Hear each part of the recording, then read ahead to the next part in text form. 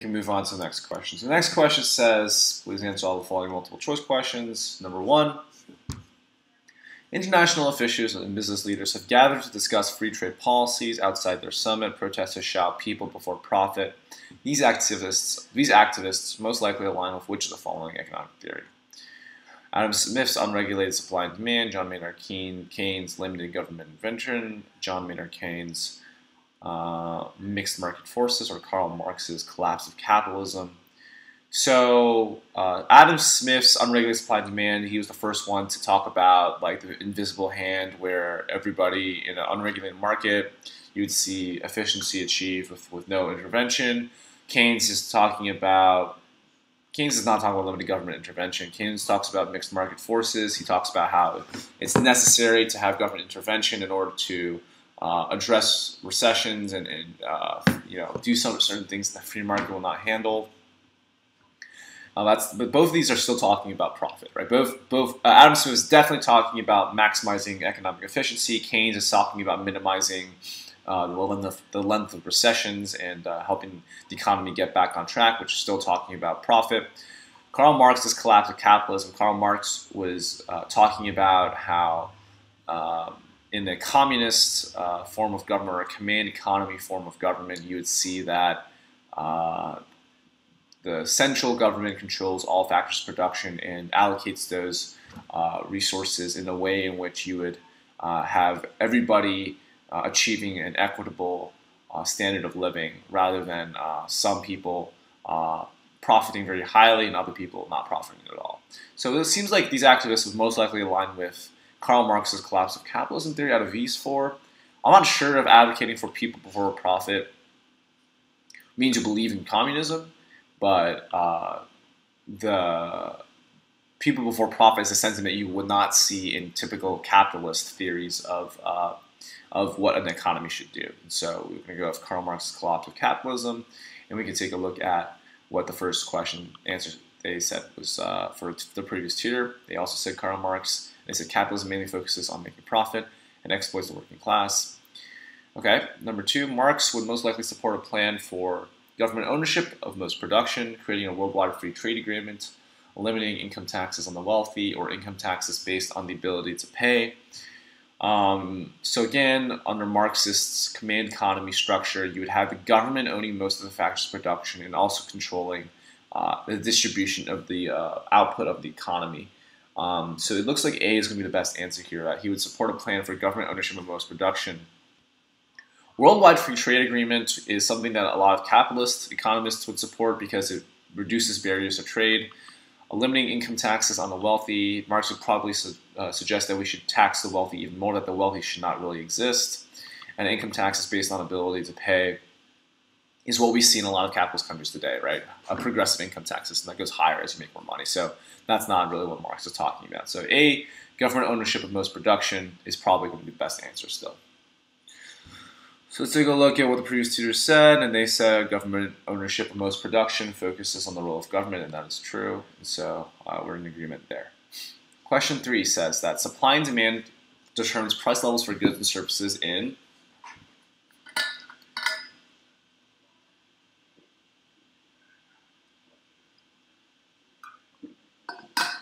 a market economy, a traditional economy, demand economy, or a command economy. So there's different types of economies. A market economy is one in which supply and demand determines price levels for goods and services. You let the natural supply forces and demand forces come to an equilibrium point, and that's where your price and quantity are. That's a market economy. A traditional economy talks about an economy that is based on like traditional values and cultural values. It's something that we don't really see today anymore, and so it's definitely not going to be what supply and demand refers to. Demand and command economy. Demand economy talks about, I think it's a form of economy where you focus mostly on consumer wants. Let me confirm that. Demand economy.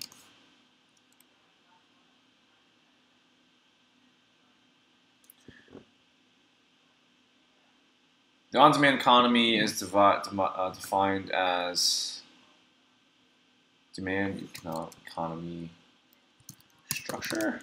Yeah, I haven't really heard of demand economy before, to be honest.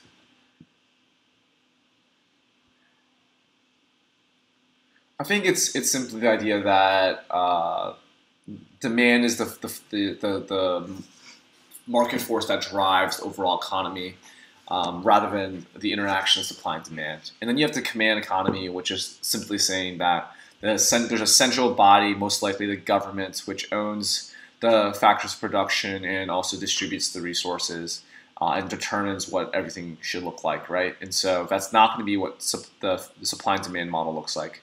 The supply and demand model is purely just this market economy idea. And so we're going to go with a market economy.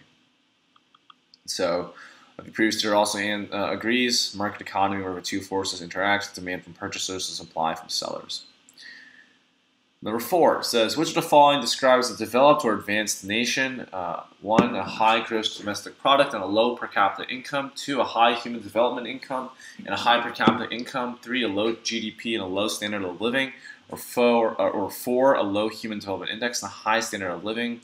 So again, a developed advanced nation is one where you would have high standard of living measured by income, which is GDP per capita, and as well as human development, you would want to have a high human development index, which is a measurement of health and education, I believe. And so when both those things are high, you have a developed and advanced nation. It looks like B is going to be the best answer, a high human development index and a high per capita income. The rest will either get one but not the other, or neither of the two criteria we're looking for. So let's take a look at what the previous tutor said. A high HDI and a high per capita income. HDI measures health, education, and GDP per capita is income per person. So high HDI means social growth, and high GDP per capita means high standard of living. So yeah, that's a good analysis.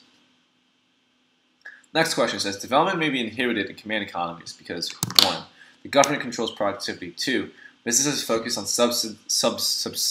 subsistence agriculture. 3, businesses prevent specialization. Or 4, individuals prohibit industrialization. So development may be inhibited in command economies mostly because of A, government control of productivity. Government gets to decide where resources are allocated, and there are no supply and demand forces that are going to incentivize greater economic growth, greater development, more than what the government is telling you to do. And so a command economy can only work if somehow you have a very, very strong government with perfect knowledge of economic growth, as well as perfect control over the effort and productivity of the labor force that it controls. And so because that's realistically not what happens in the world, government controlling productivity on a large scale is almost always going to inhibit development overall. And so A is going to be the best answer here, government control of productivity. And so it looks like the previous tutor answers, government controls productivity and government intervention is high. Okay, 6 says, which of the following economic goals focuses on funding technological advances in production? 1 says efficiency, 2 says equity, 3 says freedom, and 4 says security. So technological advances in production simply mean that you are able to assemble the factors of production, labor, entrepreneurship, capital, and land or natural resources.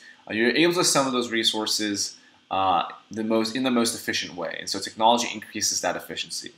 Given that nature of technology, efficiency is going to be the economic goal that most focuses on that technological advancement. Equity talks about making sure everybody has the equal slice of the pie. That's not what technology is trying to do. Freedom talks about liberty, and which is almost a government thing, not really an economic thing. Security talks about like national security, I'm assuming, which again is not really something that technology is really dealing with. So efficiency is what we're talking about here for this question. And so the previous tutor also said efficiency as technology makes production more efficient. Okay.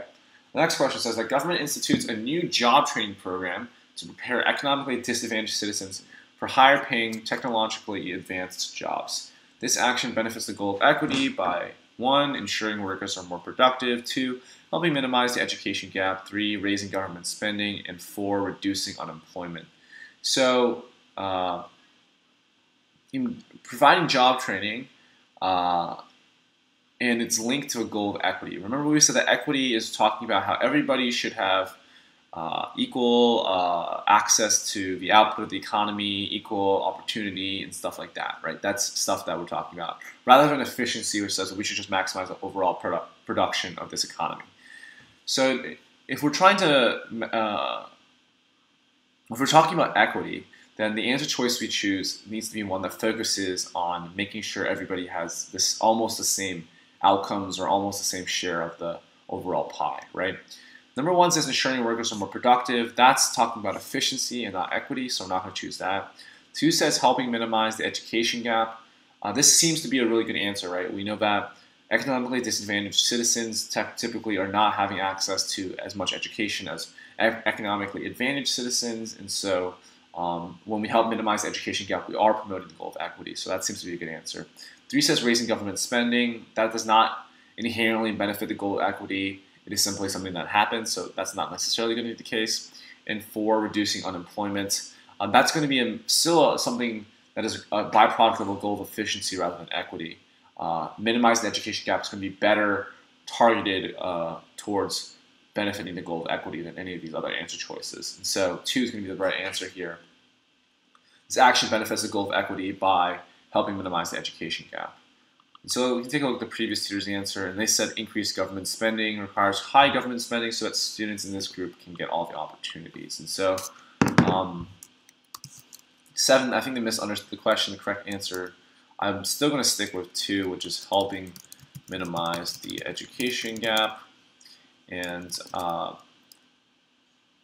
this most directly addresses the goal of equity. Increasing government spending does not inherently promote equity. The specific use of the money to reduce differences between socioeconomic groups does. And so we're going to mark this as incorrect just because that last answer, we have a disagreement about that answer.